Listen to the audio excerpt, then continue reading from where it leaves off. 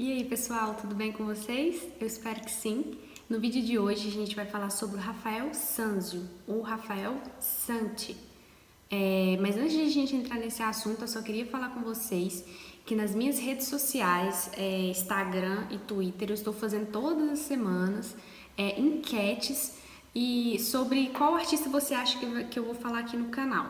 Futuramente também vai ter votações em que vocês vão escolher qual artista eu vou falar primeiro. Lembrando que o artista que às vezes eu coloco lá e ele não ganha, por assim dizer, a enquete, não quer dizer que eu não vou falar dele futuramente, só quer dizer que naquele momento eu vou falar de um específico, ok? Então não me deixe de seguir nas redes sociais, porque vocês vão ter mais informações. Eu tenho lá nos meus stories dicas de leitura, dicas de filme, ok? Rafael Sanzio, ele nasceu em Urbino em 1483. O pai dele já era pintor antes dele nascer. O Vasari fala que o pai dele era um tanto quanto medíocre, a pintura dele, a carreira artística dele foi um tanto quanto medíocre. Porém, Vasari estava comparando ele com o próprio Rafael, né? Mas dentro de Urbino, o pai dele chegou a ter um prestígio grande. Ele chegou a trabalhar com Frederico Montefeltro, que era um duque muito famoso lá, que comandava a cidade. Ele chegou a trabalhar nessa corte. Ele chegou a dirigir um estúdio na época, no ano do nascimento do Rafael, ele chegou a dirigir esse estúdio. Então ele teve um prestígio, mas dentro do ambiente que ele fazia parte. Então, o Rafael, desde a infância, ele já estava introduzido nesse meio da pintura. Os primeiros desenhos, os primeiros contatos que ele teve com a arte foi com o pai dele. E somente depois, posteriormente, é que ele foi para Florença para poder aprender a arte com os grandes mestres. Ele, como eu disse, ele trabalhou em Urbino com seu pai, quando ele ainda era bem criança, tanto que aos 17 anos ele já era considerado mestre, isso é bem cedo, por assim dizer. Aos 17 anos, por exemplo, como eu falei no meu vídeo sobre Leonardo da Vinci, era quando Leonardo estava adentrando no ateliê. Né? No caso de Rafael, ele já estava se formando. Mas enfim, não é uma competição. Ele trabalha então em Urbino com seu pai e lá ele sofre várias influências de outros pintores locais que eram bem conhecidos, como Paolo Lucello, Luca Signorelli, Meluso da Forlì, foram algumas das influências dele nessa fase inicial da sua carreira. Rafael, após concluir, de certa forma, esses estudos iniciais com o pai dele, o pai dele vê uma necessidade dele ir para um ateliê, né, um grande centro artístico, para poder aprender a arte com os grandes mestres. Então ele vai para Florença, naquele período da Florença dos Médicis, né? Como eu já falei no meu vídeo sobre Leonardo, Michelangelo. Eles coincidem nesse momento, que é um momento de efervescência ali do Renascimento. Ele começa a trabalhar então e aprender no ateliê de Perugino. E nesse ateliê, que foi por volta de 1495, existe uma crítica da arte posterior a eles, de que esse período de Rafael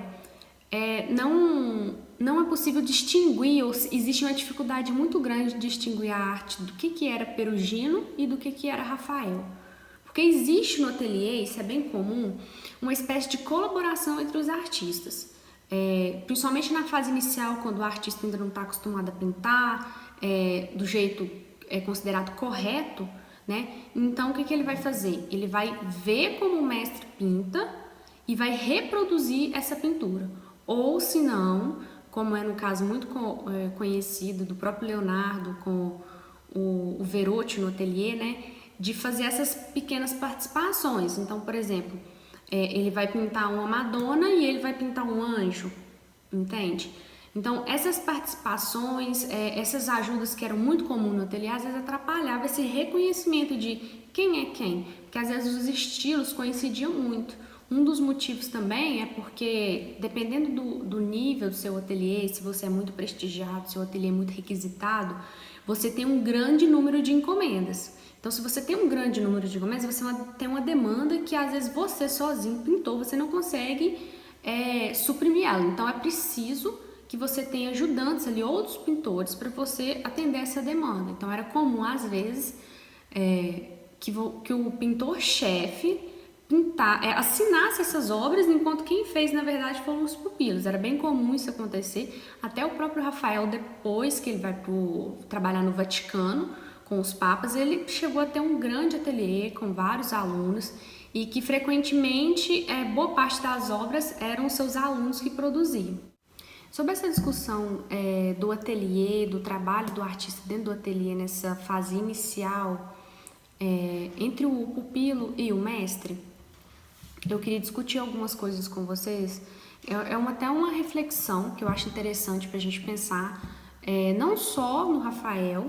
Eu acho muito necessário que a gente tenha essa reflexão com o Rafael, mas com todos os artistas, todas as temáticas que eu for discutir aqui ao longo do canal. Eu acho interessante a gente pensar nisso, a questão do fazer artístico no Renascimento, em relação aos conceitos que a gente tinha, como, por exemplo, o conceito de cópia. O conceito de cópia que orientava os pintores a produzirem suas obras no Renascimento é diferente do conceito de cópia que a gente tem hoje na contemporaneidade. Então, por exemplo, o conceito de cópia que a gente tem hoje é o quê? Crime, é o plágio, é algo ruim, é algo pejorativo. Se alguém copiar outra pessoa, isso é algo inadmissível, dependendo do que for. Então, a questão da cópia no Renascimento não é o conceito de cópia que a gente tem hoje. O copiar para eles era no sentido de copiar a natureza, as coisas naturais, pintar as coisas o mais próximo da realidade. Com isso, a gente tem o desenvolvimento dos estudos no campo da anatomia, da botânica, da geologia. Por quê? Para poder representar as coisas o mais próximo da realidade. Esse conceito de copiar as coisas ao seu redor, como eu disse, a natureza, os objetos, as pessoas, era entendido como uma forma do artista aperfeiçoar a sua técnica, pois assim seria mais fácil para ele chegar o mais próximo do real, do mais fiel possível. Então, por que é importante a gente entender isso? Porque o artista, na fase inicial da sua carreira, ele copiava o seu mestre para ele aprender a forma correta de se pintar, entende? Então era comum que o artista entrou no ateliê, o seu mestre está lá pintando uma Madonna, ele vai pintar uma Madonna da mesma forma. Nessa fase inicial. Depois disso, o artista atinge então essa maturidade artística para ele pintar da sua forma, do seu jeito. É importante a gente entender isso. Até o próprio Leonardo, no seu Tratado da Pintura, e o Leon Battista Alberti, no seu Tratado da Pintura também, usam o termo cópia inúmeras vezes para poder falar dos seus trabalhos, dos trabalhos de outros artistas. Porém, eles falam desse conceito de cópia, de trabalhar a cópia, como uma fase inicial do trabalho do artista, que ele não pode ficar preso nisso eternamente. Por quê? Porque no início ele vai copiar, mas depois ele vai desenvolver o seu próprio estilo. Uma outra coisa que levava os artistas a copiar do seu mestre é porque muitas vezes o aluno no período do Renascimento ele não tinha ali o modelo para ele poder fazer a sua própria pintura. Como assim? Às vezes ele não tinha ali o rochedo, ele não tinha ali aquela ave que ele fosse retratar, ele não tinha ali o cavalo que ele precisava para pintar, ele não tinha às vezes um modelo humano para ele pintar. Porque para você pintar um modelo humano, você precisava ter o quê? Dinheiro, para você contratar. A pessoa para posar para você, ela era às vezes um ator, às vezes uma prostituta, principalmente se você fosse retratar uma mulher nua, então você teria que, por exemplo, sei lá, um bordel, negociar com ela os valores, entende? Então não era algo fácil de se conseguir como se pensa, você precisava ter a condição de pagar, às vezes a pessoa tem que posar durante horas e horas, então você tinha que ter... pagar para essa pessoa estar ali com você. Então isso é um dos motivos que se tornava até mais fácil você copiar desse mestre, até porque ele era mestre e ele tinha ali o seu respaldo, né, para você aprender a pintar da forma que era considerada correta naquele período. Pois bem, a partir disso que eu acabei de explicar, a gente não pode se equivocar ao ponto de achar que o conceito de cópia que a gente tem hoje se assemelha ao conceito de cópia que a gente tinha no Renascimento, final do século XIV, XV e XVI. Copiar a partir das pinturas prontas para os pintores, muitas vezes era a única alternativa que eles tinham.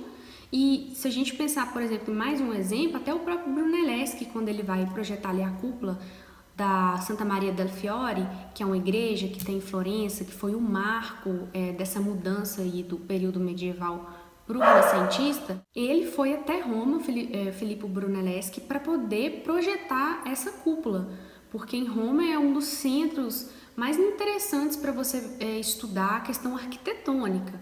Era um dos grandes centros culturais, Florença e Roma. Então ele foi para lá para poder aprender como se fazer e se baseou neles para poder projetar a Santa Maria del Fiore. Então, gente, ao deduzirmos que esses artistas que pintavam a partir de um modelo pronto, feito por outros artistas, eles eram meros copiadores, nesse sentido contemporâneo da palavra, a gente está alegando que todos os pintores do renascentista, então, são copiadores, se a gente pensar dessa forma. Porque, afinal, o renascimento ele não significa o quê? Um resgate aos clássicos? Basear nos modelos greco-romanos? Reviver o passado?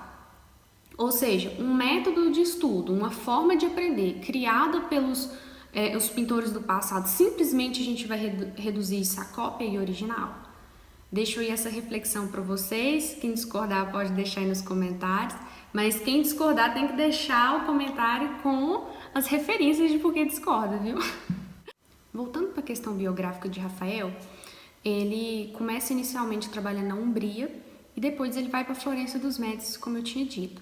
O primeiro trabalho que ele realiza em Florença é a Maddalena Doni, que vai estar aparecendo aqui na tela para vocês agora, ou o nome completo, que é Maddalena Strozzi Agnolo Doni. Essa pintura, ela tem um parceiro, por assim dizer, é a Maddalena mais o seu marido. É interessante a gente pensar nessa Maddalena Doni o seguinte, tem uma forte influência de Leonardo da Vinci se a gente pensa na Mona Lisa. Rafael chegou a ter contato direto, ver as obras de Leonardo da Vinci, assim como ele sofreu uma influência muito forte de Michelangelo, Fra Bartolomeu. Nessa pintura, a gente pode verificar o seguinte, a influência de Leonardo se aplica principalmente nas mãos ali da Maddalena Doni, assim como na profundidade, a perspectiva da obra. A gente vê ali uma paisagem, um fundo mais azulado, até a posição do corpo dela, ali mais ou menos de perfil, a gente pode lembrar um pouco ali de Leonardo, dessa influência. Também a gente pode pensar que não foi só isso a pintura. Rafael aí demonstra sua originalidade, seu estilo, quando ele enfoca muito nas cores fortes. Quem conhece a pintura de Rafael sabe que ele gosta muito do azul, do vermelho, até o próprio formato do rosto dela, mais cheio comparado com o de Mona Lisa. Ele adorna bastante a questão das joias, né? Dá a nos entender que é uma moça de família de classe alta, uma dama provavelmente, e até os olhos, né? Tá olhando diretamente para o telespectador, diferente de Mona Lisa, que a gente não sabe para qual lado ela tá olhando. Leonardo pintou ela intencionalmente para a gente não saber para que ponto exatamente ela estava olhando. Depois, então, que Rafael trabalha em Florença, ele é requisitado por Júlio II para se dirigir ao Vaticano. Lembrando que nesse período, Michelangelo já estava trabalhando na Capela Sistina. Se você não viu meu vídeo sobre Michelangelo, eu vou deixar ele aqui no iCard e não deixe de assistir para vocês entenderem melhor esse contexto do Renascimento. Ele se dirige, então, ao Vaticano para trabalhar nos aposentos dos palácios do Vaticano.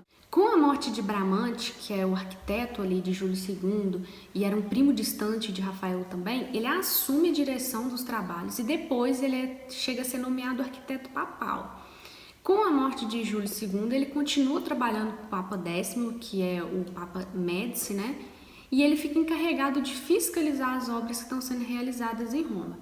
Então, esse período de Roma, de Rafael, é onde ele consolida a fama dele, a carreira dele, porque ele vai estar trabalhando ali com dois papas muito importantes, grandes financiadores da arte, e além de trabalhar com esses papas, o ateliê dele estava todo vapor, ele estava respondendo a vários mecenas ali em volta de Roma, gente fazendo encomenda para ele, e como ele tinha vários pupilos trabalhando com ele, ele conseguia atender uma grande demanda de pessoas. Várias das suas obras nesse período têm uma grande colaboração desses pintores E é interessante a gente pensar uma comparação com o próprio Michelangelo, né?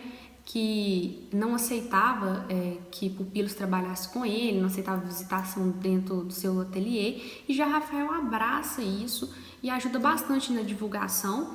E é interessante a gente pensar até na questão da personalidade dele, que comparada com Leonardo, que não entregava as coisas no prazo, ou comparada com Michelangelo, que não tinha uma boa interação com as pessoas, ele já era totalmente aberto.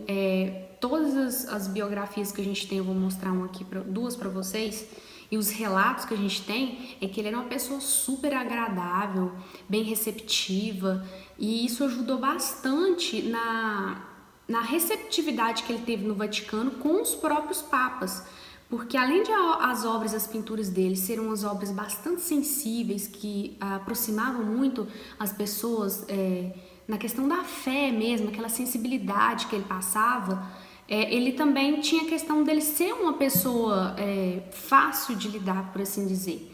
Então isso ajudava muito para ele sobreviver essa transição de papa. Mas aí você vai dizer assim, não, mas o Michelangelo, ele era intratável, mas ele sobreviveu. Sim, com certeza. Mas a gente tem que pensar que na questão do Rafael ajudou bastante, principalmente no número de encomendas. Ele se estabeleceu financeiramente muito bem. Isso era difícil, porque a maioria dos artistas reclamava muito da questão financeira. Enfim, no final da vida, Rafael acabou não se casando, não tendo filhos. Ele morreu muito cedo, mas eu ainda vou chegar nessa parte. Agora, antes da gente retornar para essa questão biográfica, eu queria convidar vocês para uma reflexão aqui que eu fiz quando eu estava estudando Rafael e também no meu TCC.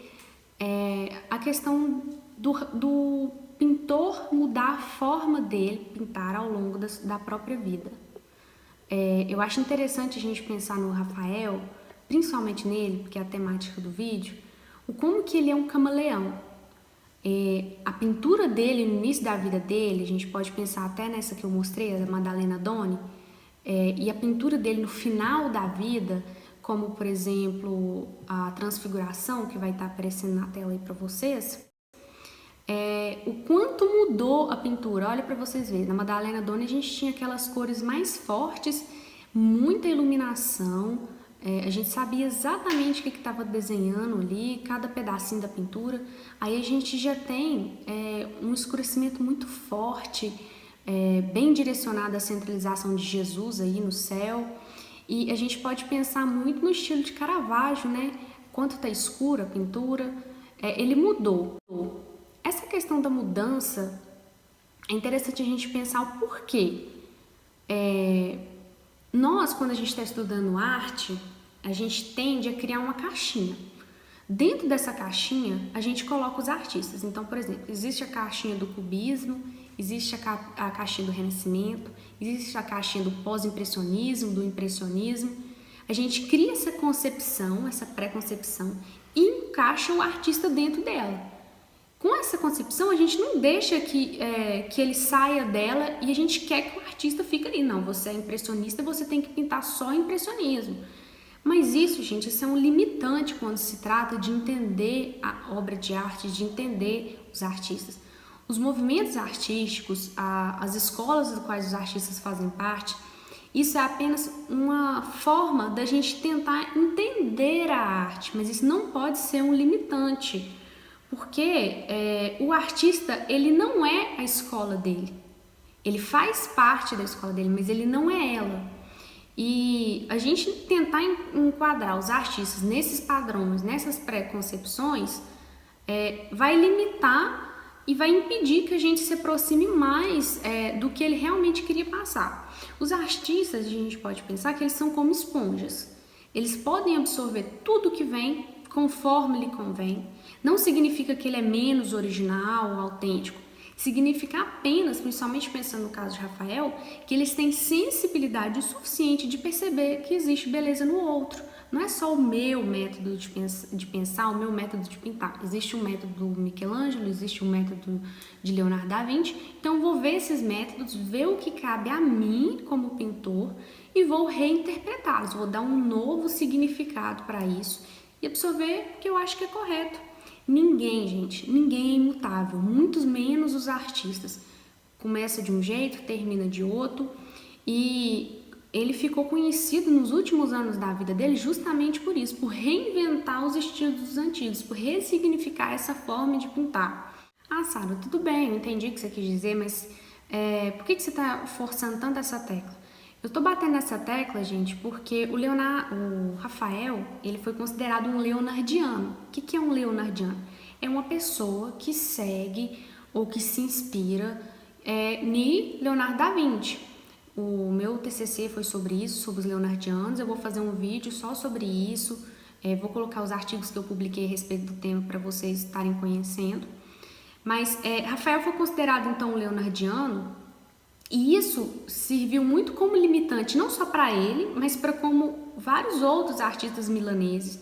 Por quê? Porque se pressupõe que é um leonardiano, ele está copiando o Leonardo, ou ele só pinta parecido com o Leonardo. Não é assim, né? Não é como eu acabei de explicar, que você segue um estilo, que você admira alguém, que você vai ser exatamente aquela pessoa. Rafael, como bom renascentista, e por estar na biografia de Giorgio Vasari, ele não fugiu daquela questão do gênio, da genialidade.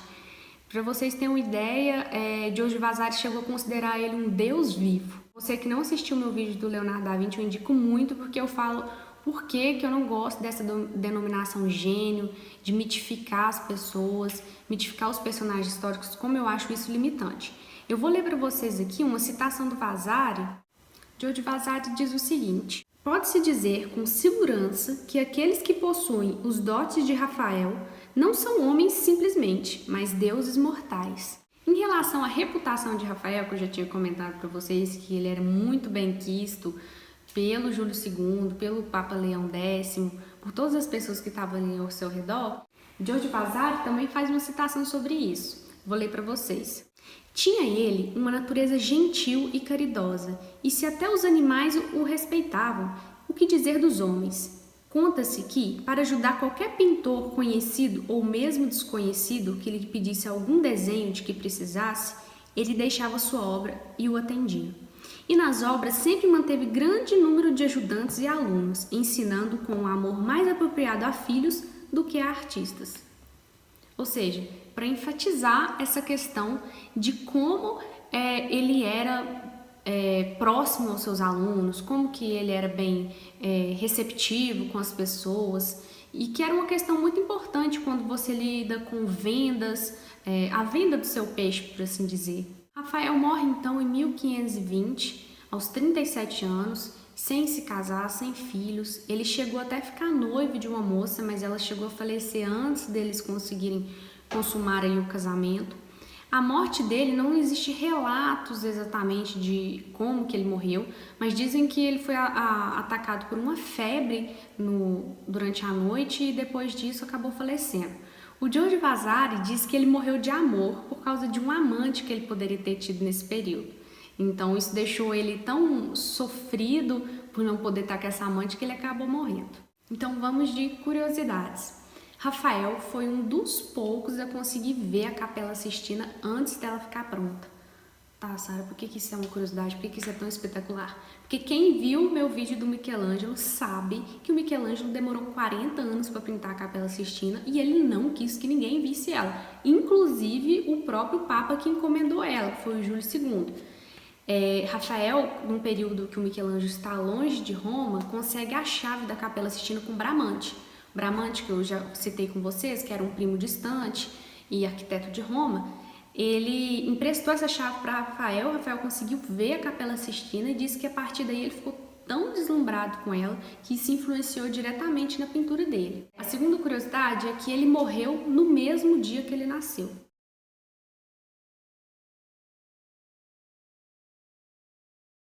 Ele nasceu em 1483, no dia 6 de abril, e ele morreu em 1520, no dia 6 de abril. E isso as pessoas acharam tão curioso na época que serviu até para fortalecer essa questão da mitificação da pessoa, que tinha alguma coisa divina envolvida ao fato dele ter morrido no mesma data, no mesmo mês que ele nasceu. Terceira curiosidade é que existe obras de Rafael aqui no Brasil, ou melhor, existe uma obra que eu saiba. As obras dele estão no MASP, né, o Museu de Arte de São Paulo, e a pintura se chama Ressurreição de Cristo, ou seja, você não precisa ir para a Itália ou para Nova York para poder ver uma obra de Rafael. Aqui mesmo no Brasil você consegue isso. E vamos de indicação de leitura. Uma das biografias que eu usei é daquela coleção da Abril, essa aqui do Rafael. Vocês podem ter percebido que até a mesma foto que está aqui na capa é da Transfiguração, que foi a pintura que a gente analisou, e ela me ajudou bastante, essa biografia, a entender as pinturas, a questão biográfica.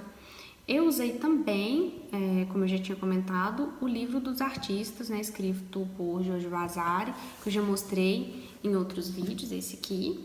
Eu usei outros livros também, gente. Eu sempre coloco nas referências, porque nem sempre eu tenho aqui para mostrar, né, infelizmente. Eu só queria comentar com vocês que uma tese de mestrado que eu usei, que me ajudou bastante, chama O Sagrado em Rafael Sanzio, Análise do Mecenato da Igreja Católica no início do século XVI, foi escrito por Marina Barbosa Silva, que é uma dissertação de mestrado. Eu adorei essa dissertação de mestrado.